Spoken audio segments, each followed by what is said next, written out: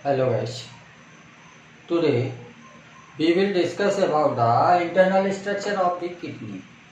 Internal structure of the kidney हमने excretory system में included organs और एक्सटर्नल स्ट्रक्चर ऑफ किडनी के बारे में पिछले टर्म पर पढ़ा था। आज पढ़ेंगे किडनी का इंटरनल स्ट्रक्चर कैसा होता है। तो इंटरनल स्ट्रक्चर के लिए हम जो किडनी होती है, किडनी का लॉन्गिट्यूडनल सेक्शन एक काटते हैं और उस लॉन्गिट्यूडनल सेक्शन में हम किडनी के इंटरनल स्ट्रक्चर्स को जब देखते हैं तो हमें सबसे बाहर की ओर एक टफ लेयर नज़र आती है और इस टफ लेयर को हम बोलते हैं रीनल कैप्सूल। रीनल कैप्सूल ये आउटर मोस्ट टफ लेयर होती है किडनी की। Outer most tough layer of kidney is renal capsule. इसके अंदर का जो पोर्शन होता है, ये पोर्शन हमें टू पार्ट्स में डिवाइडेड नजर आता है। जो बाहर वाला पोर्शन होता है इसको हम बोलते हैं रीनल कॉर्टेक्स और अंदर वाला जो पोर्शन होता है इसको हम बोलते हैं मेडुला या मेडुलरी पिरामिड्स। तो जो मेडुला होता है ये पिरामिड्स के फॉर्म में डिवाइडेड होता है, इसलिए इसको हम बोलते हैं मेडुलरी पिरामिड्स। तो कॉर्टेक्स का जो रीजन होता है ये जगह जगह पर हमें अंदर की ओर धंसा हुआ नजर आता है, जैसे मेडुला के अंदर ये धंस गया हो और ये धंसे हुए कॉलम जैसा स्ट्रक्चर जो नजर आता है इसको हम बोलते हैं renal column of Bertini. Renal column of Bertini. Renal column of Bertini. और इसी रीनल कॉलम ऑफ वर्टनी की वजह से मेडुला छोटे छोटे से पिरामिडल शेप में डिवाइडेड हो जाता है। पिरामिडल शेप, ऊपर का हिस्सा चौड़ा है, नीचे का हिस्सा पतला, बिल्कुल पिरामिड की तरह ये दिखता है, इसलिए इसको हम मेडुलरी पिरामिड भी बोलते हैं। और इस तरह के 10 to 12 पिरामिड्स 10 to 12 पिरामिड्स हमें एक किडनी में नजर आते हैं। 10 to 12 pyramids in each kidney दिखाई देते हैं। और ये जो कॉलम्स हैं, ये कॉलम्स कैसे बने हैं? कॉर्टेक्स के इन्वेजिनेशन से। कॉर्टेक्स के इन्वेजिनेशन से। और जो कॉर्टेक्स और मेडुला का जो पोर्शन है ये मिलियंस ऑफ नेफ्रॉन्स से मिलकर बने हुए होते हैं। ये नेफ्रॉन्स हैं। तो स्ट्रक्चरल और फंक्शनल यूनिट जो होती है किडनी की, ये नेफ्रॉन होती है और इन्हीं नेफ्रॉन से कॉर्टेक्स का पोर्शन और इन्हीं नेफ्रॉन से मेडुला का पोर्शन बनता है। बस इनके पार्ट्स अलग अलग होते हैं। कॉर्टेक्स में अलग पार्ट प्रेजेंट होते हैं, मेडुला में अलग पार्ट प्रेजेंट होते हैं। और अगर हम इस नेफ्रॉन की बात करें तो ये स्ट्रक्चरल यूनिट के साथ साथ फंक्शनल यूनिट भी होता है। किडनी का जो फंक्शन होता है वो इन्हीं नेफ्रॉन के अंदर होता है। तो नेफ्रॉन जो है ये स्ट्रक्चरल एंड फंक्शनल यूनिट हो गया किडनी का। और अगर हम देखें तो यहाँ से नेफ्रॉन शुरू होते हैं, अभी हम इसका स्ट्रक्चर डिटेल में देखेंगे। तो यहाँ से ये शुरू होता है और टर्मिनेट होता है इनटू कलेक्टिंग डक्ट। और ये कलेक्टिंग डक्ट जो होती हैं ये मेडुलरी पिरामिड के टर्मिनल पोर्शन का जो नीचे का स्मॉलर पोर्शन होता है इसको हम बोलते हैं पैपिला। Papillae singular papillae. तो जो ये पैपिली है, मेडुलरी पैपिली, यहाँ पर कलेक्टिंग डक्ट आके ओपन करती है और इसके अंदर जो भी फिल्ट्रेट होके कलेक्टिंग डक्ट तक आया ये छोड़ देगा इनटू ये स्मॉलर ट्यूब लाइक स्ट्रक्चर जिनको हम बोलते हैं minor calyces. Minor calyx. Minor calyx. तो यहाँ पर जो कलेक्टिंग ट्यूब्यूल्स जो भी फिल्ट्रेट लेके आई वो फिल्ट्रेट छोड़ दिया गया इनटू माइनर कैलेक्स। और ये माइनर कैलेक्स, कुछ माइनर कैलेक्स आपस में मिलकर एक मेजर कैलेक्स का फॉर्मेशन करते हैं। तो ये बड़ा जो ट्यूब बन गया इसको हम बोलेंगे मेजर कैलेक्स, और माइनर कैलेक्स मिलकर मेजर कैलेक्स बना रहे थे, और जितने भी मेजर कैलेक्स ये बने हैं ये आपस में मिलकर एक कॉमन ट्यूब बना लेंगे। और किडनी के अंदर इसका जितना पोर्शन है ये वाला कॉमन पोर्शन, इसको हम बोलते हैं पेल्विस। पेल्विस, और ये हाइलम की तरफ प्रेजेंट होता है पेल्विस। और पेल्विस बना कैसे? मेजर कैलेक्स के मिलने से। अब यहाँ पर देखें हम, तो यहाँ पर कलेक्टिंग डक्ट जो भी फिल्ट्रेट लाई थी वो माइनर कैलेक्स में गया था। माइनर कैलेक्स से वो कहाँ पहुँचेगा? मेजर कैलेक्स में, और मेजर कैलेक्स से पहुँचेगा पेल्विस। और जब यही पेल्विस रीजन किडनी के बाहर निकलता है तो यही बनाता है यूरेटर। यूरेटर का जो फॉर्मेशन होता है ये पेल्विस से ही होता है। जो पेल्विस किडनी से बाहर आ जाती है तो उसी को हम बोलने लगते हैं यूरेटर। तो this is about the internal structure of the kidney. अब यहाँ पर हमने देखा था कि किडनी का जो स्ट्रक्चरल एंड फंक्शनल यूनिट होता है वो होता है नेफ्रॉन। तो एक नेफ्रॉन के स्ट्रक्चर को थोड़ा सा डिटेल में देखें अगर, तो नेफ्रॉन का जो स्ट्रक्चर होता है इसकी शुरुआत होती है पाउमन्स कैप्सूल से। ये जो डबल लेयर डोरी मेम्ब्रेन का बना हुआ एक कप लाइक स्ट्रक्चर है, इस कप लाइक स्ट्रक्चर को हम बोलते हैं बाउमन्स कैप्सूल।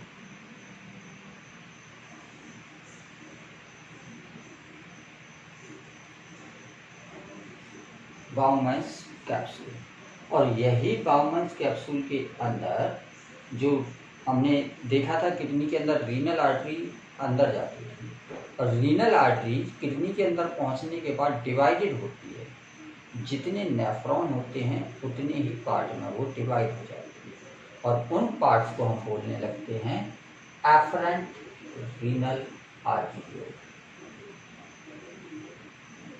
Efferent renal arterioles. ये कैसे बने हैं? ये बने हैं रीनल आर्टरी के डिवीजन से। शॉर्ट में इसको हम बोलते हैं ARA। और ये efferent renal arterioles Bowman's capsule के अंदर जाके ढेर सारी कैपिलरीज में डिवाइड हो जाती है। लगभग 50 कैपिलरीज का फॉर्मेशन करती है, 50 कैपिलरीज। तो 50 कैपिलरीज में ये डिवाइड होके ये कैपिलरीज का प्लेक्सिस बना लेते हैं, और इस कैपिलरीज के प्लेक्सिस को बोलते हैं हम ग्लोमेरुलस। ग्लोमेरुलस। तो ये ग्लोमेरुलस कैसे बना? ग्लोमेरुलस बना एफरेंट रीनल आर्टरियोल के डिवीजन से। जो कैपिलरीज में डिवाइड हुआ था उसको, उसकी वजह से ग्लोमेरुलस का फॉर्मेशन हुआ।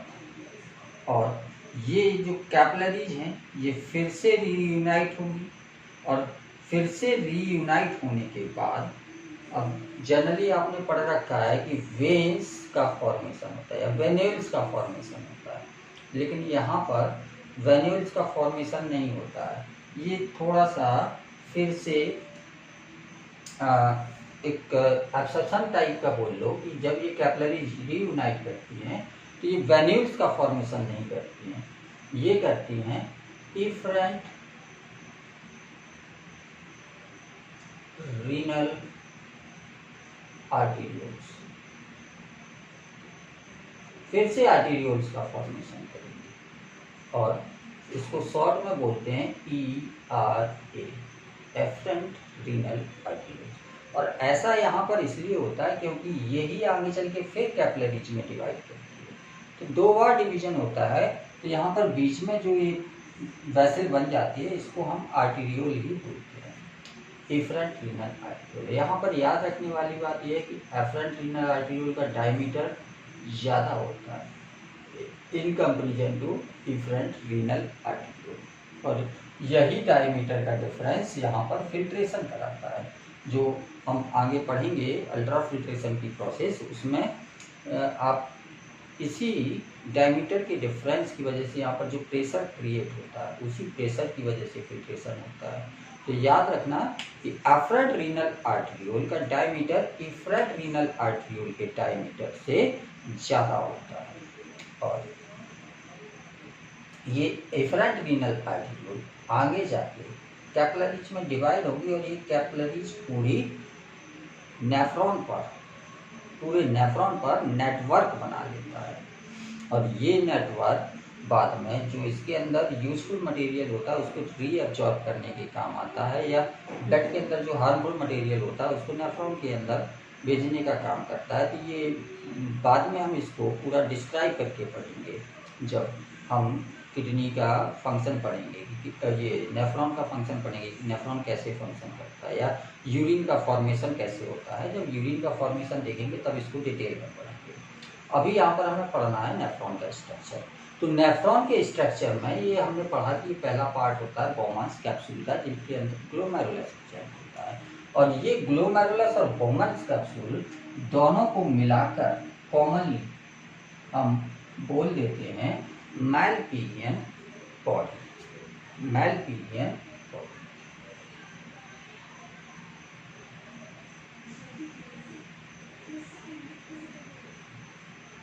Malpighian body.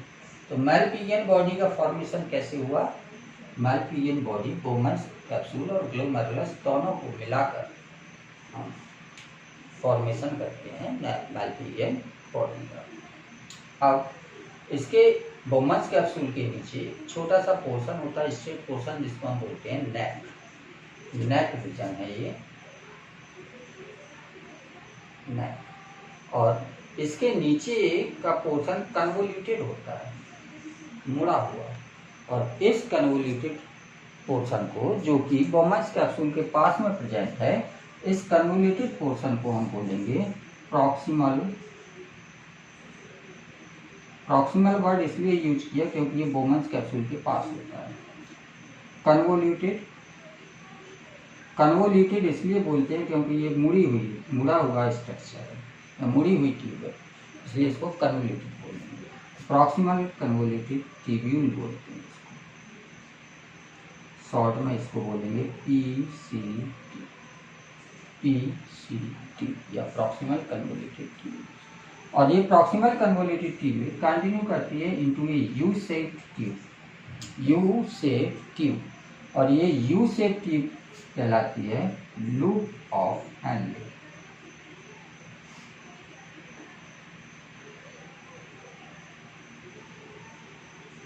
या हैनलेज लूप बोल देते हैं, लूप ऑफ हैनले या हैनलेज। और इस लूप ऑफ हैनले में दो पोर्शन होते हैं, एक नीचे की ओर आता है, दूसरा ऊपर की ओर जाता है। तो नीचे की ओर जो आर्म आती है इसको हम बोलते हैं descending arm of loop of Henle, जो ऊपर की ओर जाती है इसको हम बोलते हैं ascending arm of loop of Henle.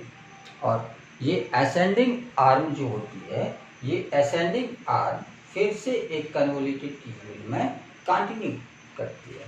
और जो ये कंटिन्यूएशन पोर्शन है कन्वोल्यूटेड ट्यूब्यूल्स का, ये बोमन्स कैप्सूल से दूर है, इसलिए इसको हम बोलते हैं distal convoluted tubule.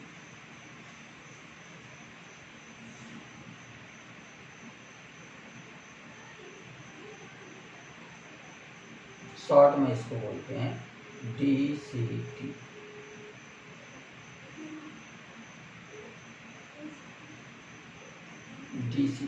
Distal convoluted tubules. और ये डिस्टल कन्वोल्यूटेड ट्यूब्यूल जो होता है, ये थिन ट्यूब्यूल्स के फॉर्म से, जिसको हम बोलते हैं कलेक्टिंग ट्यूब्यूल। और इस कनेक्टिंग ट्यूब्यूल से ये जुड़ती है एक ट्यूबुलर स्ट्रक्चर में, जिसको हम बोलते हैं कलेक्टिंग डक्ट।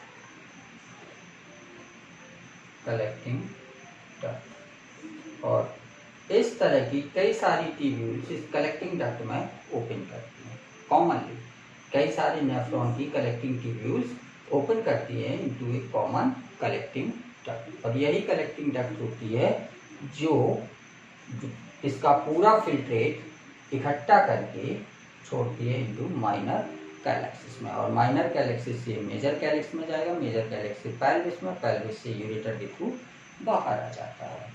तो this is about the structure of A nephron. यहाँ पर कुछ स्पेशल पॉइंट्स और होते हैं जिनको अभी से थोड़ा सा समझ लेते हैं। एक होता है जस्ट्राग्लोमेरुलर एपरेटस, जस्ट्राग्लोमेरुलर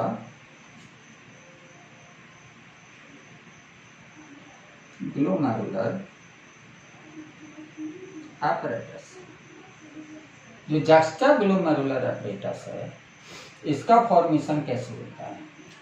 जो ये एफरेंट रीनल आर्टेरियोल और एफरेंट रीनल आर्टेरियोल है, ये मान लीजिए एक बोमन्स कैप्सूल है जिसमें ये एफरेंट रीनल आर्टेरियोल आई और ये एफरेंट रीनल आर्टेरियोल गई और यहाँ पर कैपिलरी का प्लेक्सस बन गया, और यहाँ से प्रॉक्सिमल कन्वोल्यूटेड ट्यूब्यूल्स आएगी, डिस्टल कन्वोल्यूटेड ट्यूब्यूल्स आएगी, और ये डिस्टल कन्वोल्यूटेड ट्यूब्यूल्स